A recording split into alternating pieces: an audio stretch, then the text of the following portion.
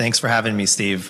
So, it's great that they've come out with this report and they're highlighting all the nefarious things that have happened over the last 4 years. But what I think this report is missing, in fact, what I know it is missing, and what Google is not saying, is what happened in 2020, in late 2020, prior to the Biden administration. So Rumble's in a very unique spot. We were the platform where a lot of band creators ended up coming over to our platform. You're a primary example of that happening. I think I just checked earlier. You came on November 6th and joined Rumble in 2020. That's 3 days after the election and November 3rd. But what really happened in October, and I don't know if you were part of this or I just know that you guys joined in November, but you may have been part of this, but the bannings happened in October of 2020. So when you look at that, what does that really actually mean? It means, in my opinion, that Google interfered in the 2020 elections. They banned all the many conservative voices on their platform prior to the election on November 3rd, 2020. And Rumble was a recipient of all these creators moving their audiences over to Rumble in October of 2020. And Dan Bongino was part of the two biggest names they talk about in the headlines. All the headlines yesterday, Bongino and Bannon, can go back to YouTube. Here, October 20 is an interesting date because they banned us all and started moving and suppressing us for the laptop from hell.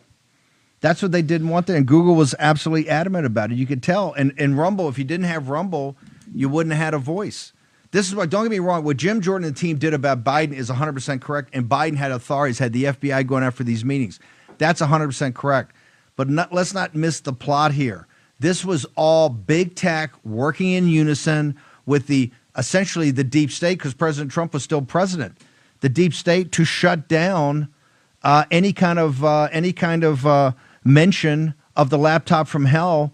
And now we know it's 100% true, was what he said at the time. I was the guy that did the China part for Rudy and the team that did it. So if it hadn't been for you, and you absolutely nailed it, I don't know why more people are not talking about this. This is the reality. Was done way before Biden came in. It was done to steal the election from Donald Trump, sir. This was, people are missing the plot on this. This was, in my opinion, the greatest election interference. The first person that came to Rumble was actually Congressman Devin Nunes in August of 2020. And what he noticed was that something was really, really wrong on the platform. So he may have not have been banned. He was he was a congressman in California.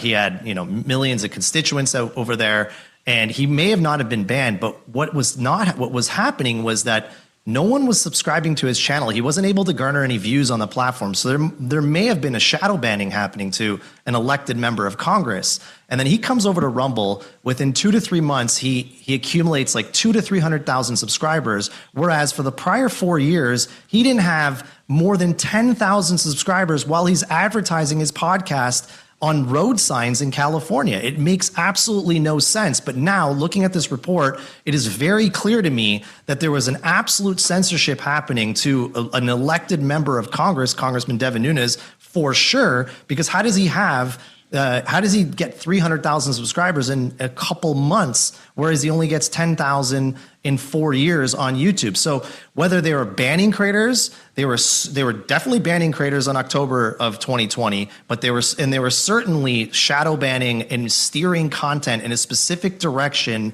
so that when you searched Congressman Devin Nunes on Google, you're going to get a New York Times hit piece, a CNN hit piece. You're going to get hit piece after hit piece after hit piece, and you're not going to be able to find the actual content of Congressman Devin Nunes, what he actually believes. And to me, that this is the biggest story of what really happened over the last 5 years. And Rumble's been in the middle of this from the beginning.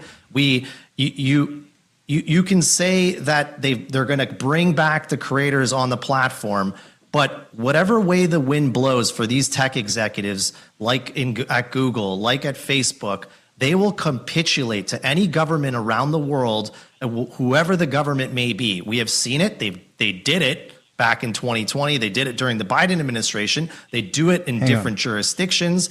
At Rumble, we don't do that. We tell the government, go pound sand.